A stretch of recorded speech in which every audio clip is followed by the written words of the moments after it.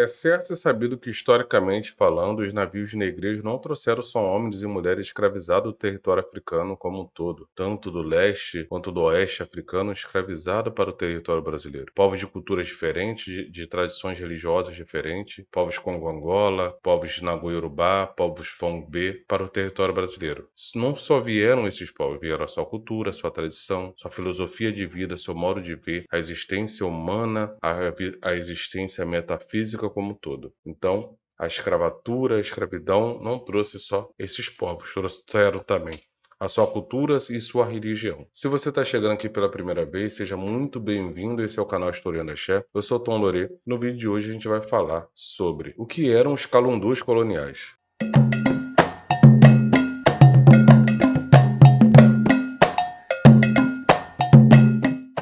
O deslocamento maciço da população africana para o território brasileiro fez uma transposição muito grande dos seus elementos culturais, religiosos, da visão de mundo, de uma forma geral, de toda a cultura desses povos, das suas etnias, da especificidade cultural de cada um deles como um todo. E dentro dessas novas experiências socioculturais, aconteceram muitas das coisas, como, por exemplo, o entrelaçamento dessas culturas africanas, dentro tanto dos portos africanos, do entrelaçamento cultural desses povos que se esbarravam nesses portos, quanto aqui nos portos dentro do território brasileiro, dentro das senzalas, dentro da sociedade como um todo. Então, a escravatura cruel, como foi, trouxe um elemento chamado de diáspora africana para o território brasileiro. O que seria essa diáspora africana? A diáspora africana é a dispersão forçada dos povos de toda o grande e imenso número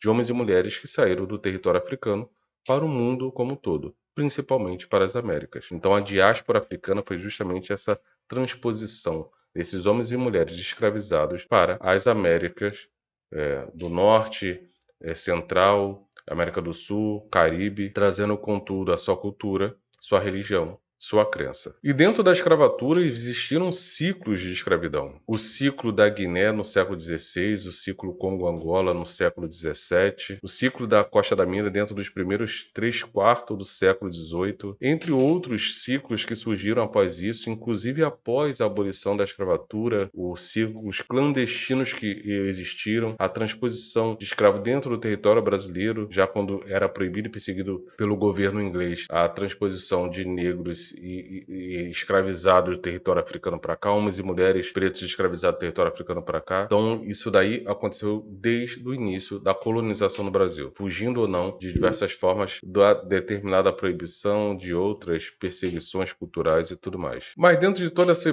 papo, onde eu quero chegar? As representações religiosas estiveram presentes no Brasil desde a chegada dos primeiros homens e mulheres aqui no território brasileiro. A gente pode observar historicamente, comprovadamente, de forma documental, a presença de sacerdotes Congo-Angola aqui no século XVII, no entorno dos anos de 1630. E esses sacerdotes reorganizaram a sua ritualística, mantendo a sua tradição cultural, mas adaptando a nova situação regional, tentando permanecer o máximo possível a cultura religiosa de tradição africana, porém adaptada à nova situação cultural e social e geográfica que eles se apresentavam naquele momento. Então a gente precisa entender a adaptação religiosa que vinha acontecendo com a chegada desses homens e mulheres escravizados na sua realidade geográfica, sua realidade cultural e sua realidade social como um todo. E por que é importante entender toda essa realidade? Cada situação social, religiosa e histórica define uma realidade que possibilita a adaptação de uma forma mais adequada ou não para seu culto religioso, onde a gente vai definir a diferença do calundu colonial para o candomblé, como a gente conhece na atualidade. E essa primeira organização ritualística é chamada de calundu, o calundu colonial.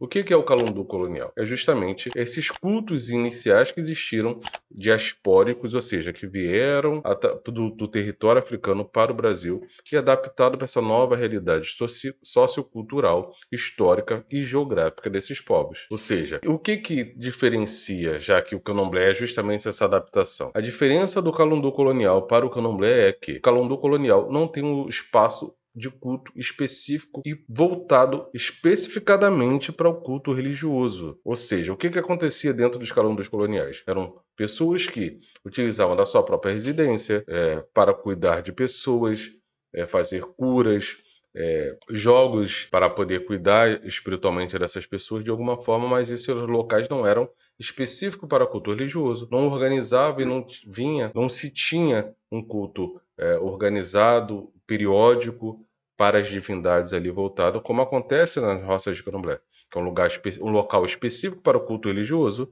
e com datas específicas para culto. Vamos dizer o que seria um calundu colonial nos tempos de hoje? Uma pessoa iniciada no Candomblé, que dentro da sua roça de Candomblé simplesmente faz jogos de búzio, é boss para as pessoas e ponto. Faz iniciação? Pode até chegar a fazer iniciação, mas não é um local de culto específico religioso afro-brasileiro e não é um local específico e com datas marcadas para periodicamente haver cultos de matriz africana ou culto de religiões de matriz africana. Seria mais ou menos isso que diferencia, porque não há uma organização sociocultural voltada especificadamente para uma cultura religiosa com uma identidade religiosa. E, em resumo, o que seriam os calundus? Essa é a primeira representação religiosa dos homens e mulheres escravizados no território brasileiro. Sem uma organização sociocultural, uma organização voltada especificadamente para a cultura religiosa, com uma identidade religiosa, étnica e tudo mais, voltada para um culto específico de orixá, de Vodun ou de Inquice. E o candomblé justamente é quando começa a se dar